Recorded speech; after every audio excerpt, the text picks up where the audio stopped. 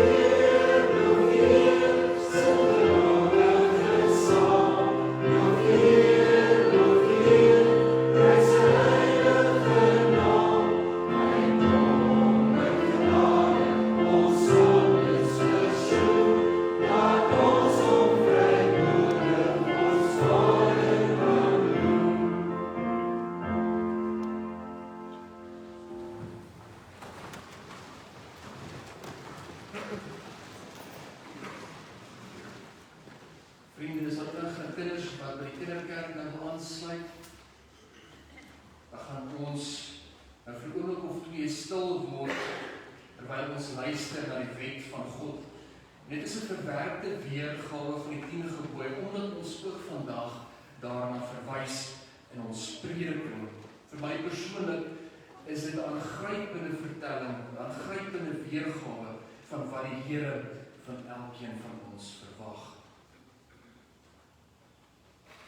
As ek die eerste plek in jou lewe inneem, sal jy geen ander gode wil dien nie, want ek sal die ereplek in jou lewe hê. As ek in jou hart woon, sal dit nie nodig wees om gesneede beelde van my te maak nie, want jy self sal my beeld uitdra. As jy my liefhet, sal my naam nooit 'n vloekwoord oor jou lippe kan wees nie, maar in alle omstandighede deur jou eerbiedig en gerespekteer word. As ek die ereplek in jou lewe het, sal Sabbat die hoogtepunt van die week vir jou wees. Dit sal vir jou 'n vreugde wees om in die gemeenskap van die gelowiges by te aanbid. 'n Dag om na uit te sien, nie om teen op te sien nie. As ek in jou lewe is, sal dit vir jou voorreg wees om jou ouers te eer en lief te hê. Dit sal nie vir jou moeilik wees nie, want agter hulle sal jy my sien wat hulle vir jou uitgekies het. As jy my liefde jou eie maak, sal jy nooit iemand wil seermaak of haat nie, wat nog van dood maak. As jy my lief het, sal dit nie moeilik wees om aan jou lewensmaat getrou te wees nie. As ek 'n plek in jou huwelik het, sal julle vir mekaar lief wees en julle sal geluk vind en mekaar vashou en bewaar. As ek op die troon van jou lewe sit, sal jy daagliks vra, aan wie en waar kan ek aan 'n ander iets gee? En jy sal nooit iets van 'n ander wil neem of steel nie. As ek in jou lewe is, sal dit nie meer vir jou lekker wees om van ander kwaad te praat nie. Deur my gees sal jy 'n mens wees wat van ander niks sal sê as dit nie iets goeds is nie. As jy een met my is, sal my gees jou tevredenheid gee om vergenoeg te wees met wat jy het. Met die besef dat God gee soos wat jy nodig het en wat hy gee hy altyd genoeg, sodat jy niks sal kort kom nie. Vriende, kom ons antwoord op hierdie wet, terwyl ons so bly sit met 'n lied waarin ons genade en liefde weer ryklik uit die hand van die Here ontvang. Ons sing lied 245 vers 1 en vers 2.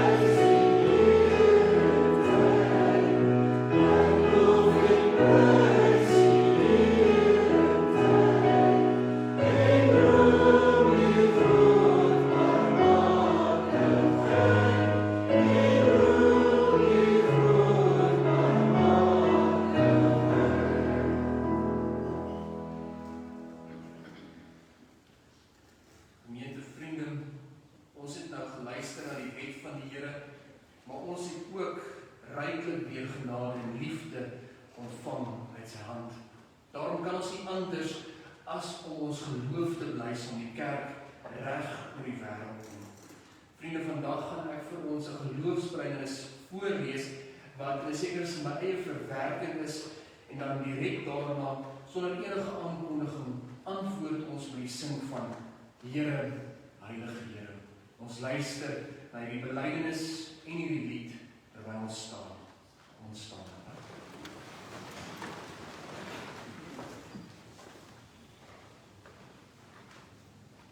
Ek glo in die skepende God van die wordende heelal, wie se naam te heilig was om uit te spreek.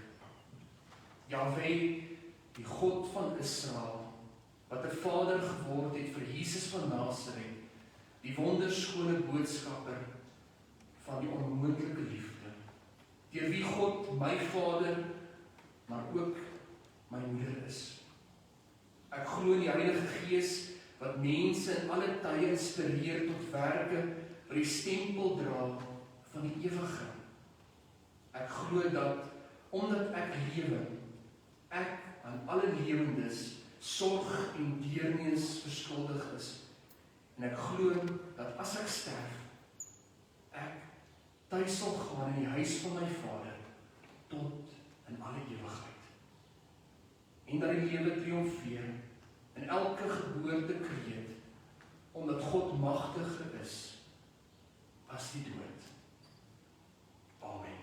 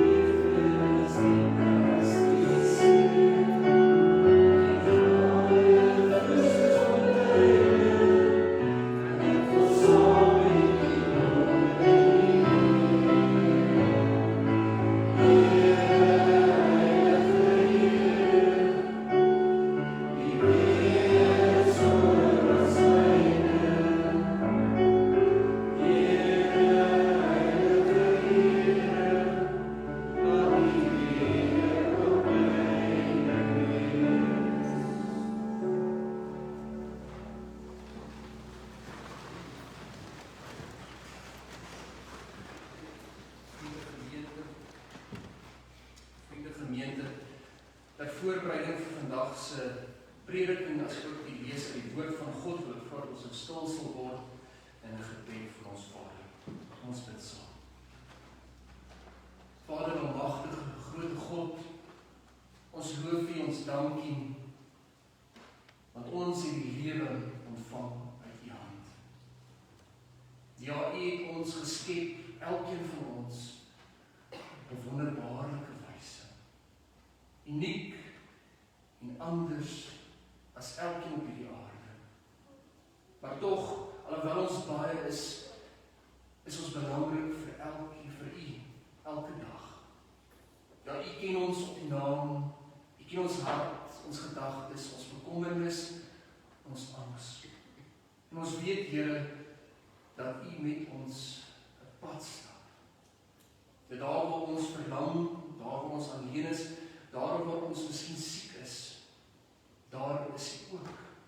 Juis waar die nag die donkerste is, daar skyn U lig. Hierdie lig, sy naam is Jesus Christus. Christus wat na 'n donker wêreld gestuur is, om lig te bring aan al die nasies. Here, mag ons ook in hierdie donker tye, ook hier waar ons die pad van die Paasfees stap, ons oë en ons harte gefestig hou op die lig van Christus. Mag ons daarin hoop en krag kry. Mag ons daarin moed en troos vind vir môre en elke dag. En Here, ons Vader, mag Christus se lig ook posvat in ons eie harte. Mag ons ook iets van hierdie lig aan hierdie wêreld uitstraal. Mag ons ook lig bring daar waar daar duisternis heers. Here, dit bid ons, dit vra ons vandag, nie omdat ons dit enigstens verdien nie. En ons kan dit slegs bid en pleit van U. In die naam van Jesus Christus, ons Verlosser en ons Here. Amen.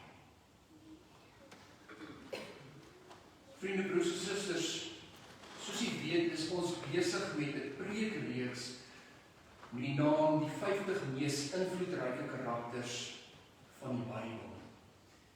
En in hierdie laaste 10 of 11 weke het ons op 'n baie unieke wyse besig geraak met die Ou Testament. Ons het by Adam en Eva begin en 2 weke gelede het ons spesifiek gefokus op Josua en hoe hy die volk van God die beloofde land inlei. Ons het gesien, vriende, broers en susters, hoe hierdie ondankbare volk gawes en wonders en geskenke onverdiend uit die hand van die Here ontvang. Ons lees in Josua 24 so pragtig, wanneer hy vir die volk sê, julle het stede gekry wat julle nie gebou het nie. Julle eet van wingerde wat julle nie geplant het nie. Julle het oorwinnings behaal waar tydens julle nie een keer self eers die swaard gelig het nie. Dit alles het ek vir julle gegee terwyl julle in opstand teenoor my kom. Terwyl julle skuldig maak in afgodsdiens. Vandag, vriende, neem ons hierdie verhaal van Israel 'n bietjie verder. Josua het nou die volk van God die beloofde land ingeneem. Hulle woon nou in hierdie pragtige plek van melk en honing. God was getrou aan sy woord. God het sy beloftes nagekom. En dan, vriende, stel Josua aan die volk van Israel 'n belangrike vraag. Julle wat nou al hierdie dinge ontvang het, julle moet nou 'n keuse uitvoer. Julle moet nou kies vir wie julle gaan dien. Gaan julle God van julle voorvaders, die God van Israel dien? Of gaan julle die afgode, die Baals van hierdie wêreld dien? Gaan julle jouself dien en jouself op die voorgrond plaas? Wat is julle keuse? Josua sê dan so mooi, wat my en my familie betref, ons sal die Here dien. In vandag se prediking, vriende, lees ons dan van die keuse wat Israel maak hier in die beloofde land. Kies hulle nou om God te dien? Kies hulle nou om getrou in die verbond te leef? Of, vriende, maak hulle self skuldig aan afgodsdiens? Is hulle ongetrou teenoor hulle Vader wat hulle so baie dinge reeds gegee het? Ons lees van Israel se keuse en God se reaksie daarop in Rigters 2 vanaf vers 11 tot en met vers 19. Ek lees vir ons voor. Die Israeliete het toe gedoen wat verkeerd is in die oë van die Here. Hulle het die Baals gedien. Hulle het opgehou om die Here, die God van hulle voorvaders, wat hulle uit Egipte laat trek het, te dien. Hulle het ander gode begin dien van die gode van die nasies in die omgewing. Die Israeliete het hierdie gode aanbid en die Here getart. Hulle het opgehou om die Here te dien en hulle het Baals en die Astartes gedien. Toe het die Here kwaad geword vir Israel en hulle oorgegee in die mag van die roofbendes deur wie Israel beroof is. Die Here het hulle ook uitgelewer aan die vyande in die omgewing. Die Israeliete kon nie meer teen hulle vyande stand hou nie. In watter rigting die Israeliete ook al gaan veg het, die Here het hulle teëgestaan. Dit is wat hy voorheen vir hulle met 'n eed bevestig het. Die Israeliete het baie swaar gekry.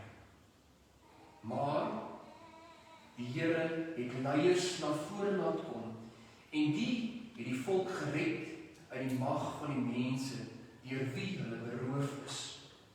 Die volk het ook nie na hulle leiers geluister nie.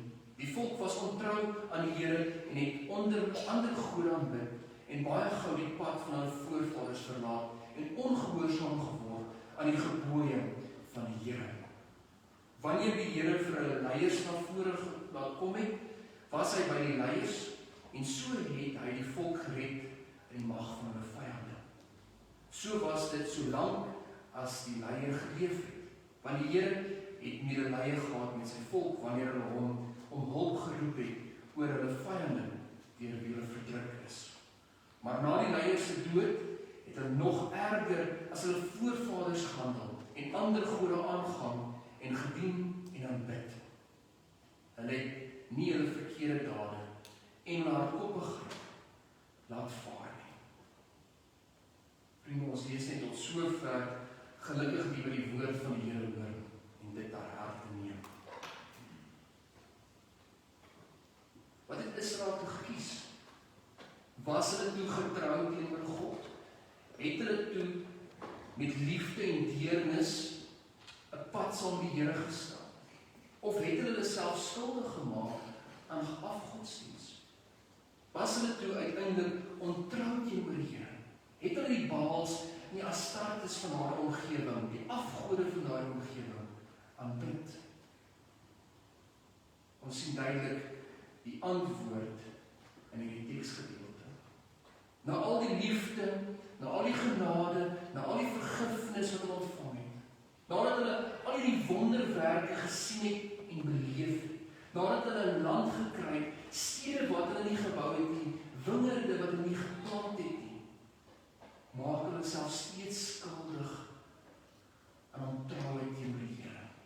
En in die proses verbreek hulle die eerste 2 gebooie wat God vir hulle gegee het. Net om julle gedagtes te verfris, ons lees in Deuteronomium 5 vers 6 die volgende: Ek is die Here jou God wat jou uit Egipte uit die plek van slawerny bevry het. Jy mag naas my geen ander gode aanbid nie. Wat doen Israel? Hulle aanbid ander gode. In vers 8 lees ons: Jy mag nie vir jou 'n beeld of enige afbeelding maak van wat in die hemel daarbo of op die aarde hieronder is nie, of in die water onder die aarde nie. Jy mag hom nie vereer of dien, want ek, die Here jou God, vereis onverdeelde trou aan my. Hoe is dit moontlik, vriende? Hoe is dit moontlik na al die dinge wat hulle beleef en ervaar het, dat hulle die eerste 2 gebooie van God so vinnig kan verbreek? In hierdie opsig, vriende, is Rigters vir ons 'n waarskuwing. Dit skets eintlik vir ons die menslike kondisie. Dit is nie net die verhaal van Israel nie, maar dit is ook elkeen van ons se verhaal. Soos Israel beleef ons ook die wonderwerke, ontvang ons ook soveel gawes uit die hand van die Here, maar soos Israel is ons ook geneig om van die Here af weg te dwaal. Nog meer ons rug op God te dwaal of op God te draai en hom te verloor. Soos Israel kies ons ook telkens vir onsself teenoor God. Wat het jy in die afgelope 2 weke gekies? Het jy getrou vir God gedien? Of het jy jouself die voorgrond gestel? Het jy jouself aanbid? Maar terselfdertyd lees ons in hierdie aangrypende teksgedeelte, vriende, dat God straf, dit is waar, en dit het ons ook in ons foto vandag gehoor, maar dat sy liefde en sy genade soveel meer weeg. Onthou ons foto het ons gehoor vandag, dat hy betoon liefde en genade aan duisende geslagte, maar sy straf duur maar slegs vir 3 of 4 generasies. Dit wil ons op 'n indirekte wyse wys, dat God altyd lief is, altyd genadig is, soveel meer as wat sy straf waarin teenwoordig ook in ons lewe is soms. En in hierdie geval van Israel sien ons op so 'n kragtige mooi wyse hoe God dan weer opnuut die verhaal van Israel betree. Hy hoor 'n noodkreet, hy sien hulle krisis en hy stuur rigters om hulle by te staan. Helde, met ander woorde, wat God roep om hulle uit hierdie verknorsing te lei. En as mens Rigters lees van begin tot einde, is aangrypend mense is gevalle mense. Dis sondaar mense. Dis mense soos ek en jy. God roep gevalle mense om 'n gevalle volk uit te help. God roep sondaars om 'n sondaar volk by te staan. En juis hierin lê daar vir ons 'n kragtige boodskap. Voordat ons kyk na die implikasies daarvan, vriende, miskien ken jy die rigters dalk nie. Die lees het vir my gesê, toe hulle op skool was, moes hulle elkeen van hierdie rigters by naam geken het. Vandag wil ek net 1 of 2 noem, maar ek wil nie soseer fokus op hulle reddingsdade nie, maar wat fout was in hulle karakter. Ons lees onder andere van Eli. Hy was 'n sluipmoordenaar. Ons lees van Gideon. Hy was 'n lafaard en hy het 'n verskriklike neer gehad. Toe mense hom nie wou gehelp het om die vyande van Israel te verslaan nie, het hy sy eie volksgenote se muur vermoor. Ons lees onder andere in Rigters van Samson. Ja, hy het wonders verrig, maar terselfdertyd was hy ongelooflik gewelddadig. Dat hy koördineer gehad en kon in die weg bly van vroue nie. En uiteindelik het hy sy hele karakter, wie hy is, verloor. En in die proses sy eie lewe geneem. Dit is nie merkwaardig dat God juis hierdie mense, hierdie rigters, hierdie sogenaamde helde kies om vir Israel by te staan. Lees mens Rigters, sien 'n mens hoe God dit doen. Hierdie gevalle mense, hierdie sondaar mense, hierdie mense wat soveel foute begaan in hulle alledaagse lewe, hulle ontvang keer op keer God se gees, wat hulle help en bystaan in daardie kritieke oomblik wanneer hulle Israel moet help. Die teks sê vir ons met ander woorde, dis nie die helde, dis nie die rigters wat Israel red nie. Nee, dit is God. Dit is God wat hulle telkens bystaan en help daar waar die nood die grootste is. Ja, God straf aan die een kant, maar terselfdertyd hoor ons dat God se genade en liefde vir sy mense soveel swaarder weeg. Dit is ook ons verhaal nie waar nie, vriende. Dit is die verhaal van die mensdom en per implikasie elkeen van ons as individu se verhaal. Ons ervaar goedheid en liefde, maar ons vergeet so vinnig daarvan. Ons sien wonders, veral in hierdie Paastyd, met Christus se kruisiging en sy opstanding. Maar wie van ons neem dit ter harte en leef dit in die week wat volg uit? Ons is eintlik geregtig op die dood, op God se straf, maar juis in Christus sien ons hoe God se hart vir ons klop. Sy liefde weeg altyd meer. Sy genade is groot genoeg. Sy vergifnis strek soveel verder as wat ons ooit kan verbeel. Waar God vir Israel gevalle helde gestuur het, rigters wat soveel keer struikel en val, stuur God vir ons Jesus Christus. Waar hierdie helde van rigters 'n tydelike oorwinning behaal het, het Christus die oorwinning vir altyd behaal. Waar hierdie helde, hierdie rigters wat ons gelees het en gehoor het, die volk met God vir slegs 'n kort tydjie versoen het, het Christus ons met God versoen tot en met alle ewigheid. Christus, vriende, is met ander woorde die rigter, die held, wat hierdie rigters nooit kon wees nie. Want Christus is nie maar net 'n mens nie. Christus is God, die Seun van God, deel van God, drie-enig. Ongrypend is dit nie, vriende. dat dit wat in die Ou Testament nie kon afgehandel word nie, is juis in Christus volmaak. Is in Christus geheel en al voltooi. Is ons gered, is ons versoen met God, is ons verlos van die dood, maar ook die sonde. Dit herdenk ons, dit vier ons gedurende hierdie Paasfees wat voorlê.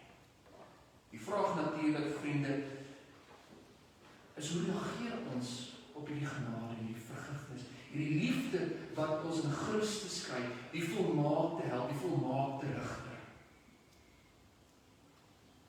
Eenvoudig gestel, vriende, sien ons dat God gebruik maak van gevalle mense in die Ou Testament. God maak ook gebruik van Christus, 'n timmerman, 'n man sonder status, reputasie of eer. Ook later in die Bybel lees ons hoe God gebruik maak van Paulus, iemand wat die Christene vervolg het. Ons lees hoe God gebruik maak van Judas en Petrus en al die disippels, gevalle mense soos ek en jy. Die wonder lê juis hierin, dat God nie perfekte gelowiges uitkies om diensbaar te wees in sy kerk nie. Die rigters was nie perfek nie. Net so was Judas en Petrus en Paulus nie een van hulle perfek nie. Hulle het ook maar hulle eie doring in die vlees gehad in Paulus se geval. Maar dit is juist sulke mense soos ek en jy, wat baie keer dink, ons is nie goed genoeg nie, wie Jesus kies om rigters te wees, helde te wees, nie net in die kerk nie, maar in die lewens van ons naaste, in die lewens van die mense op die straat daar buite. Wat 'n wonderlike boodskap is dit nie. Jy, soos jy is goed genoeg om diensbaar te wees in God se koninkryk. Jy is goed genoeg. En indien jy goed genoeg is om diensbaar te wees in God se koninkryk, moet jy besef dat jou broer en suster wat vandag langs jou sit in die kerk ook goed genoeg is. Dat dit nie meer nodig is om te oordeel of neer te kyk nie, want net soos God jou gebruik, so gebruik God daardie persoon met hulle foute en tekortkominge. Is ons vandag bereid om te luister wanneer God ons roep? Is ons bereid om hierdie kleed aan te trek? Hierdie aflosstokkie te neem wat Christus vir ons oorgee? Is ons bereid om in hierdie Paastyd in te beweeg en werklik waar God se lig laat skyn? Mag die Here deur sy Gees, wat ook soos in die geval van die rigters op ons neerkom, ons hierin help. Mag ons deur die Gees ons elke dag versterk, bemoedig en beaardig.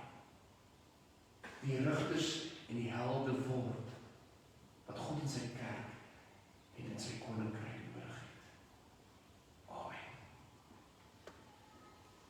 Gemeentevriende, ek gaan vir ons 'n oomblik vir stil gebed gee, waarna ek vir ons voortgaan met gebed terwyl ons so bly sit. Kom ons word stil.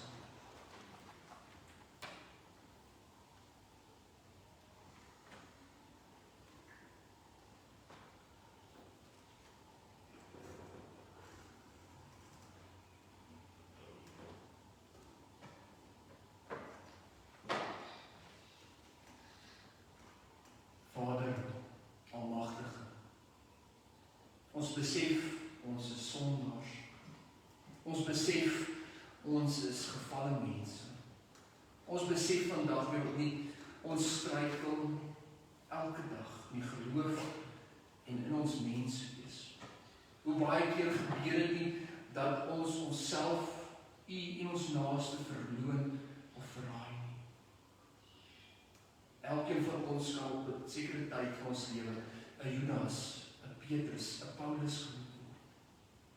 Maar tog, ten spyte van alles wat ons verkeerd doen, tog ten spyte van al die foute in ons karakter, weet ons dat U ons steeds kan gebruik. Al het ons krake, kan ons steeds 'n kleipot in u hand wees, wat lewendige water kan gee aan iedereen en elkeen op ons padkruis. Mag ons dit besef, groot God, mag ons hierin verligting kry. Ja, waarlik, ons is goed genoeg vir u. Goed genoeg om diensbaar te wees in u koninkryk. En daarom, Here, pleit ons vandag in ons ganse wese. Maak ons harte, ons verstand, ons ore oop vir u roepstem.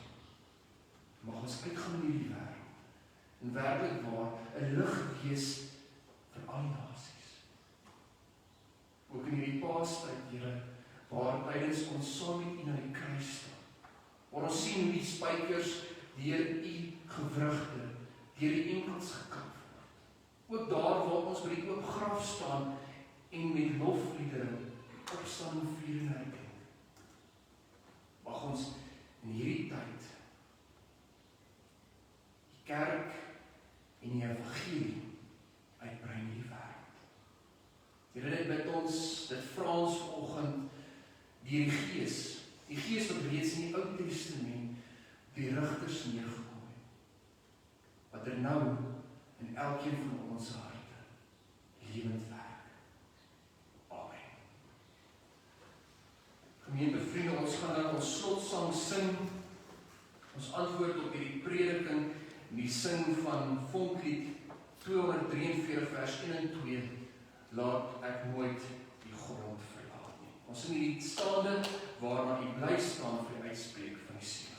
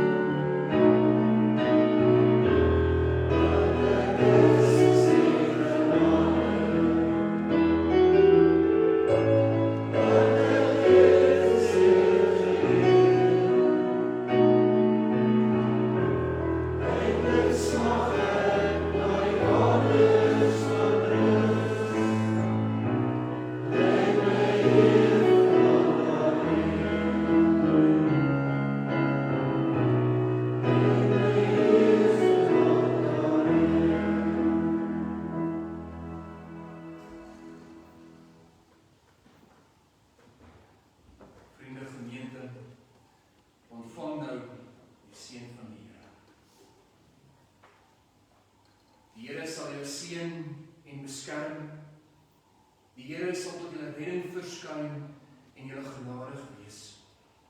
Die Here sal julle gebede verhoor en aan elkeen van u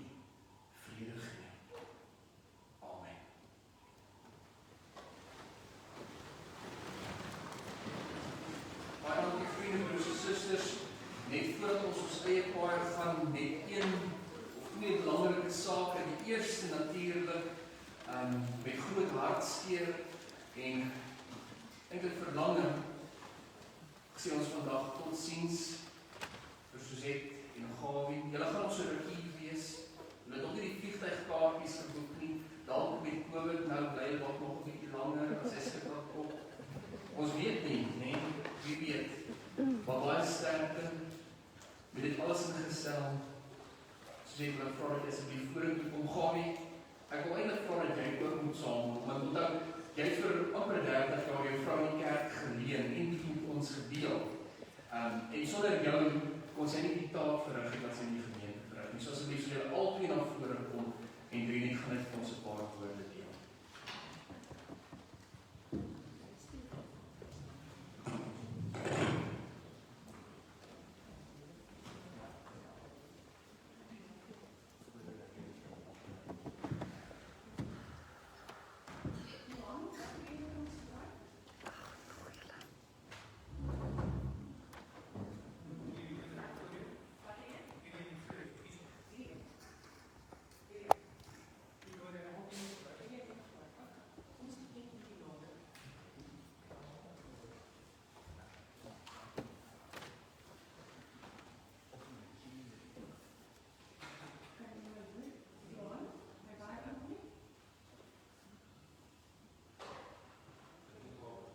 The switch daar even aansit. Ek weet nie as dit bepaal nie. Druk die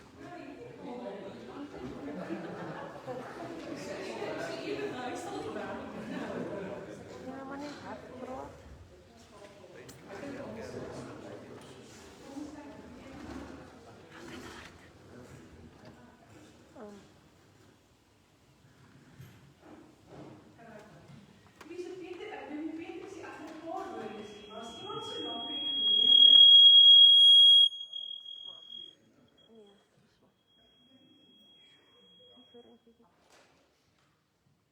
As iemand so lank in die gemeente is, kan mens nie net 'n paar woorde sê nie. Ook al, niemand van ons sou van afskeid neem nie.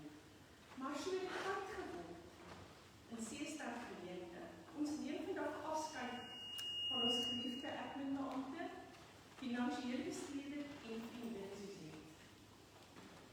So 'n bietjie geskiedenis. Suzette is al baie jare deel van ons gemeente. Van haar 3 kinders is net haar oudste Quentin hier gedoop nie.